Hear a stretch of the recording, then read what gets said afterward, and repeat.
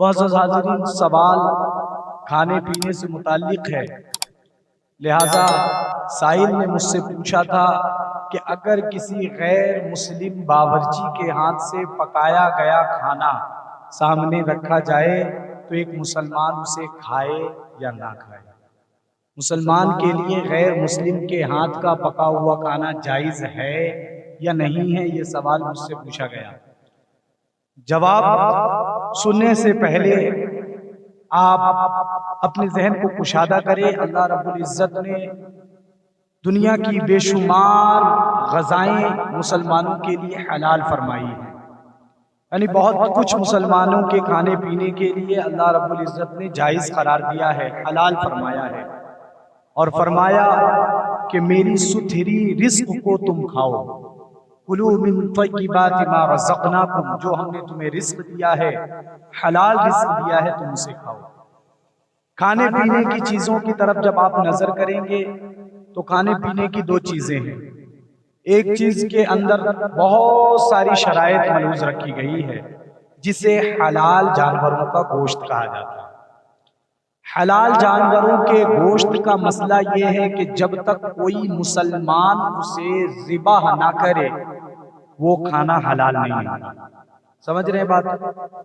اور ساتھ ہی ساتھ کتابوں میں اہل کتاب کا بھی ذکر آیا ہے۔ اہل کتاب کہتے ہیں یہود کو، نصارہ کو، وہ نصارہ وہ یہود جو آسمانی دین پر قائم ہوں، اور وہ یہود و نصارہ جو دہریہ ہو گئے ہوں، مشرک ہو گئے ہوں، ان کا ذبیحہ بھی جائز نہیں ہوگا۔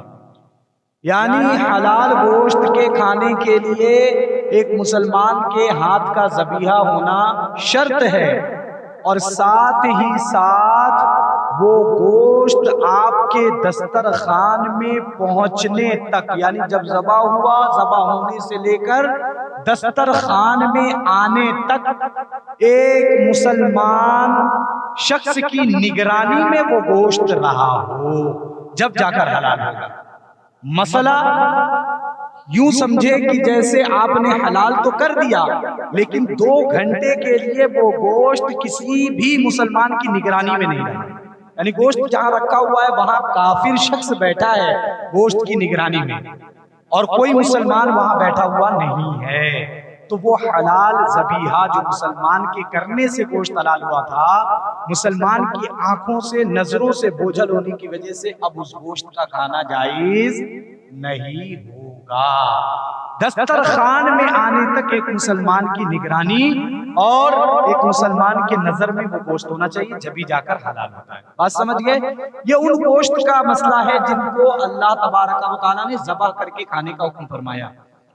اب مچھلی کا گوشت چونکہ مچھلی میں بھی ہوتا ہے، لیکن مچھلی کے لیے ذبح کرنا کوئی شرط نہیں ہے، کیونکہ ہمارے ائمہ کا ماننا ہے مچھلی کے اندر خون نہیں ہے، لہذا مچھلی ذبح کرنے کی ضرورت نہیں ہے۔ تو اب مچھلی کوئی مسلمان شکار کرے یا غیر مسلمان شکار کرے تو بہرحال اس کا کھانا جائز ہے، اس میں کوئی ذبح کرنے کا یا مسلمان کی نگرانی کا شرط نہیں رکھا گیا۔ اس کے علاوہ ساگ سبزی اور جتنے بھی اللہ تبارک و تعالیٰ نے غذاؤں کو ہمارے لیے پیدا فرمایا ہے، ان سب کے کھانے کا مسئلہ ہے۔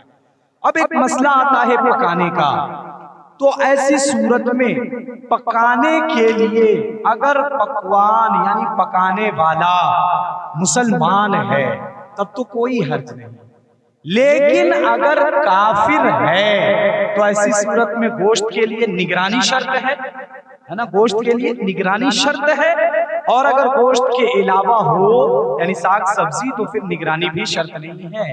اب اس سلسلے میں بہت زیادہ تلاش و جستجو کے بعد مجھے ایک حدیث شریف نظر سے پڑی جس کے اندر اللہ کے نبی صلی اللہ علیہ وسلم سے دریافت کیا گیا، سوال کیا گیا، عرض کیا گیا، یا رسول اللہ انا نجاور اہل الکتاب وهم یطبخون فی قدورہم الخنزیر۔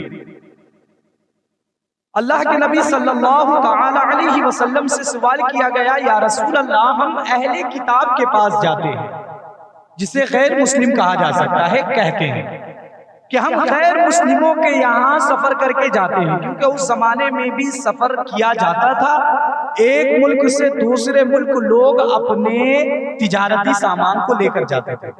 بات سمجھنے میں کوئی دشواری تو نہیں ہو رہی؟ میلاد کی محفلوں میں ابھی میں بنگلہ بول رہا ہوں اور کلیئر ہو جائے گا تو انشاءاللہ جمعہ میں بھی بنگلہ بولوں گا. لیکن فی الحال مسائل جب سمجھانا ہوتا ہے تو اس وقت اردو میرے لیے زیادہ کمفرٹیبل ہے نا، اس لیے میں اردو ہی میں بولنے کی کوشش کرتا ہوں. کہیں پہ سمجھ نہ آئے فوراً ہاتھ اٹھا کر کہہ دیجئے گا کہ بات سمجھ میں نہیں آئی، دوبارہ ریپیٹ کروں گا، یا پھر بنگلہ کی ضرورت پڑے گی تو ہمارے سیکریٹری صاحب قبلہ موجود ہے، وہ بنگلہ میں ٹرانسلیٹ کر کے آپ کو سمجھانے کی کوشش فرمائیں گے. تو میں نے عرض کیا کہ اللہ کے رسول صلی اللہ علیہ وسلم کے دربار میں صحابہ نے عرض کیا یا رسول اللہ انا نجابر اہل الکتاب، ہم اہل کتاب کے پاس جاتے ہیں اور بسا اوقات ایسی صورت میں ہمیں کھانے کی بھی ضرورت پیش آتی ہے. ایسی جگہوں میں جاتے ہیں جہاں مسلمان بالکل نہیں ہوتے، ہندو، غیر مسلم، مشرک، کافر ہوتے ہیں. یا رسول اللہ وَهُمْ يَطْبَخُونَ فِي قُدُورِهِمُ الْخِنْزِيرَ وَيَشْرَبُونَ الْخَمْرَ، اور وہ اپنے برتنوں میں خنزیر کا گوشت، جسے حرام جانور کہتے ہیں ہم لوگ، ہے نا، خنزیر کا گوشت پکاتے ہیں. وَيَشْرَبُونَ الْخَمْرَ، اور وہ اپنے برتنوں میں شراب پیا کرتے ہیں. یا رسول اللہ ایسی صورت میں ہم کیا کریں؟ کھانا تو ہے نا بھائی، مہینے مہینے کے لیے گئے، سال سال کے لیے گئے ہیں، کھائیں گے پیئیں گے کیسے؟ اور سارے برتنوں کو اپنے ساتھ لے جانا اس زمانے میں ممکن بھی نہیں تھا. تو اب ایسی صورت میں کیا کیا جائے؟ اللہ کے نبی صلی اللہ علیہ وسلم سے جب دریافت کیا گیا تو اللہ کے نبی صلی اللہ علیہ وسلم نے ارشاد فرمایا کہ اگر تمہارے ساتھ برتن ہے، یعنی خود کے لیے برتن لے گئے ہو، تو ان کے برتنوں میں ہرگز مت کھاؤ، ان کے برتنوں میں ہرگز مت کھاؤ. لیکن ہر ایک کے لیے برتن لے جانا ممکن بھی نہیں. یا رسول اللہ اگر برتن ساتھ نہ ہو، ہم اپنے ساتھ اپنے کھانے کے لیے پلیٹ، باٹی، گلاس، ہانڈی، دیگچی، ہڑیا لے کر نہ آئے ہو یا رسول اللہ، پھر ہم کیا کریں؟ اللہ کے نبی صلی اللہ علیہ وسلم نے ان برتنوں کے بارے میں ارشاد فرمایا جن برتنوں میں شراب پی جاتی ہے جو حرام ہے، اور حرام جانور کا گوشت پکایا جاتا ہے. ان برتنوں کے بارے میں اللہ کے نبی نے ارشاد فرمایا کہ ان برتنوں کو تم دھل لو، پھر اس میں تم کھا سکتے ہو. یعنی اس سے کیا پتا چلا کہ کافروں کے برتن کے لیے کوئی ممانعت نہیں، بلکہ ان برتنوں میں جو نجاست لگی ہوئی ہے، گندگی لگی ہوئی ہے، اس گندگی سے بچنے کا حکم دیا گیا ہے. تو اب اگر کسی مسلمان کے برتن میں بھی اگر گندگی لگی ہو تو بھی اس سے کھایا نہیں جا سکتا ہے.